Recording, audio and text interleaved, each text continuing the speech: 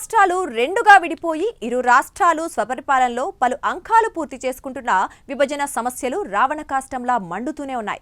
దశాబ్దం దాటినా కూడా విభజన సమస్యలే ఇంకా పరిష్కారం కావట్లేదని ఇరు రాష్ట్రాలు ఎప్పటికప్పుడు నిట్టూర్పు వ్యక్తం చేస్తుంటే అదనంగా మరో సమస్య వచ్చిపడింది. ఇంతకాలం సెంటిమెంట్ రాజేసి తమ పబ్బం గడుపుకోవాలని ఒకరు అనుకుంటే తాము సర్వైవ్ అయితే చాలు, సమస్యలు ఎలా పోయినా పర్లేదు అనుకున్నారు మరొకరు. ఎట్టకేలకు సమస్యలపై చర్చించి ఇద్దరూ సామరస్యంగా ముందుకు వెళ్దాం అనుకునే లోపు విభజన సమస్యలకు అదనంగా ఇప్పుడు మరో తలనొప్పి తెలుగు రాష్ట్రాలను వెంటాడుతోంది.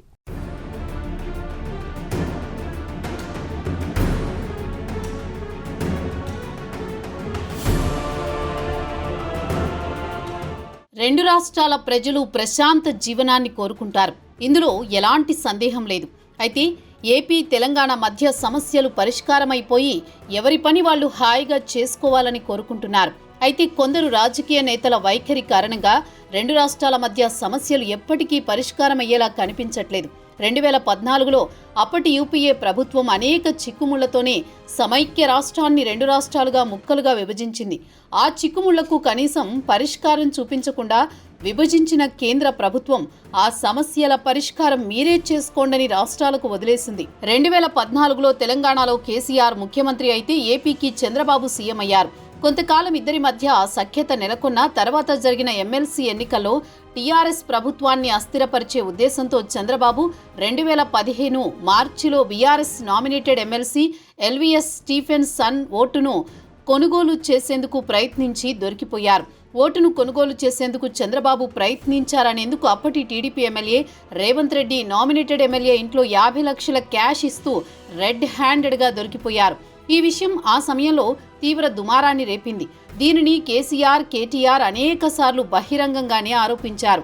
అప్పటి నుండి కేసీఆర్, చంద్రబాబు మధ్య రాజకీయం ఎన్నో వివాదాలు పెరిగిపోయాయి. చంద్రబాబు రాజకీయ ప్రత్యర్థి జగన్ కూడా ఓటుకు నోటు అంశంపై బహిరంగంగా అనేక విమర్శలు గుప్పించారు.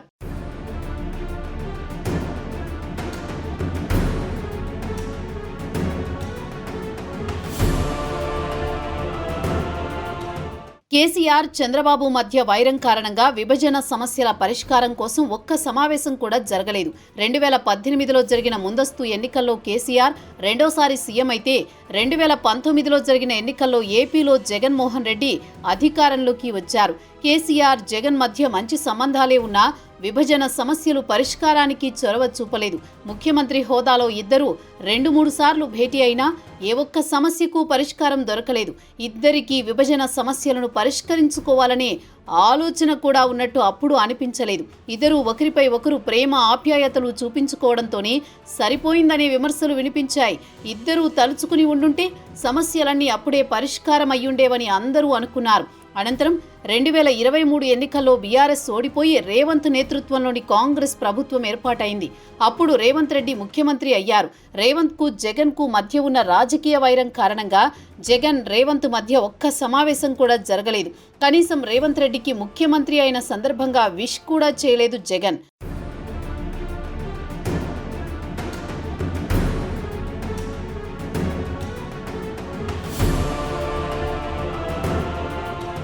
రెండు 2024 ఎన్నికల్లో ఏపీలో వైసీపీ ఓడిపోయి చంద్రబాబు నేతృత్వంలో ఎన్డీఏ ప్రభుత్వం ఏర్పాటైంది. దాంతో తెలుగు ప్రజలంతా సంతోషించారు. చంద్రబాబు, రేవంత్ రెడ్డి ఇద్దరూ సన్నిహితులు కాబట్టి ఇప్పటికైనా విభజన సమస్యలు పరిష్కారమవుతాయని ఆశించారు. దాంతో ఇప్పటికైనా విభజన సమస్యలు పరిష్కారం అవుతాయేమో అనుకుంటే బనకచర్ల ప్రాజెక్టు నిర్మాణం రూపంలో కొత్త సమస్య పుట్టుకొచ్చింది.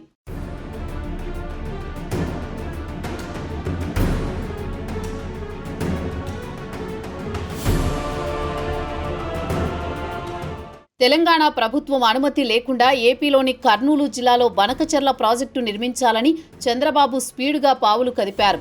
బనకచర్ల ప్రాజెక్టు వల్ల తెలంగాణ చాలా ఇబ్బందులు పడుతుందని బీఆర్ఎస్ సమస్యను లేవనెత్తింది. హరీష్ రావు తీవ్రంగా విమర్శలు గుప్పించారు. గోదావరి ద్వారా సముద్రంలో కలుస్తోన్న వరద జలాలు 3000 టీఎంసీల్లో తాము 200 టీఎంసీల నీటిని మాత్రమే వాడుకుంటున్నట్టు చంద్రబాబు, ఏపీ ఇరిగేషన్ శాఖ మంత్రి నిమ్మల రామానాయుడు చెబుతున్నారు. అయితే ఎగువ రాష్ట్రం మహారాష్ట్ర, ఛత్తీస్గఢ్ నిర్మిస్తున్న ప్రాజెక్టుల వల్ల గోదావరిలో వరద జలాలు తగ్గిపోతాయని హరీష్ రావు నానారచ్చా చేస్తున్నారు.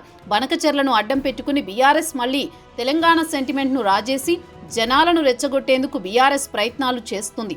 ఇందులో భాగంగానే చంద్రబాబుతో కుమ్మక్కై తెలంగాణకు అన్యాయం చేస్తున్నారంటూ రేవంత్ను హరీష్ రావు పదే పదే టార్గెట్ చేస్తున్నారు.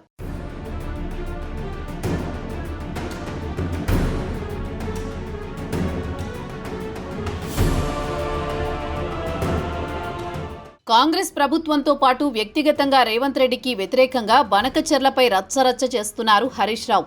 ఏపీలో బనకచెర్ల ప్రాజెక్టును నిర్మిస్తే తెలంగాణకు ఎలాంటి నష్టమూ జరగదని శాస్త్రీయంగా రేవంత్ ప్రభుత్వం జనాలకు గట్టిగా చెప్పలేకపోతున్న పరిస్థితి నెలకొంది.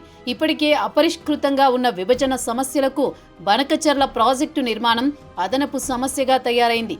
ఈ సమస్యను పరిష్కరించుకునేందుకు తానే చొరవ తీసుకుంటానని ఈ మధ్య రేవంత్ రెడ్డి ప్రకటించారు.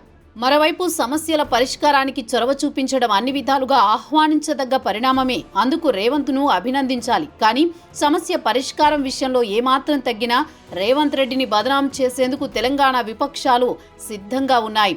మరోవైపు చంద్రబాబు చెబుతున్నట్లు గోదావరిలో వరద జలాలు అన్నది భారీ వర్షాలు కురిసినప్పుడు మాత్రమే సాధ్యమవుతుంది. కురవాల్సిన వర్షాల కన్నా తక్కువ వర్షపాతం నమోదైనప్పుడు గోదావరి నదిలో అసలు నీరే ఉండదు. అప్పుడు వరద జలాలు ఎక్కడి నుండి వస్తాయి? బనకచెర్ల ప్రాజెక్టుకు చంద్రబాబు నీళ్లు ఎక్కడి నుండి తెస్తారు అనేది ఇప్పుడు వినిపిస్తోన్న మరో ప్రశ్న. ఇరు రాష్ట్రాల ముఖ్యమంత్రులు చర్చించుకుని బనకచెర్ల విషయంలో ముందుకు వెళ్లాల్సి వచ్చిన సందర్భంలో తెలంగాణ నుండి విపక్షాలు చేసే రచ్చను రేవంత్ తట్టుకోవాల్సి ఉంది. ప్రధానంగా తెలంగాణ విపక్షాల ప్రశ్నలకు రేవంత్ చెప్పే సమాధానంపైనే ఈ సమస్యలన్నీ ఆధారపడి ఉంటాయి.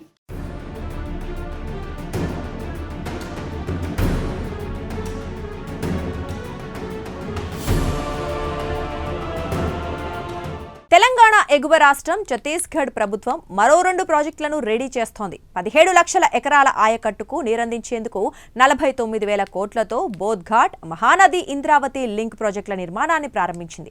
ఈ ప్రాజెక్టులు గత కాంగ్రెస్ ప్రభుత్వంలోనే మొదలైన బీజేపీ ప్రభుత్వం వచ్చిన తర్వాత అక్కడ పనులు ఊపందుకున్నాయి.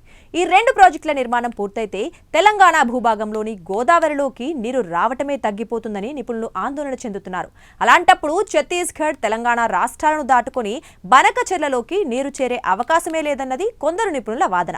రేవంత్, చంద్రబాబు భేటీలో ఇలాంటి అనేక అంశాలు చర్చిస్తారని, బనకచెర్లతో పాటు దీర్ఘకాలంగా పెండింగ్లో ఉన్న విభజన సమస్యలకు పరిష్కారం చూపుతారని తెలుగు ప్రజలు ఎదురుచూస్తున్నారు.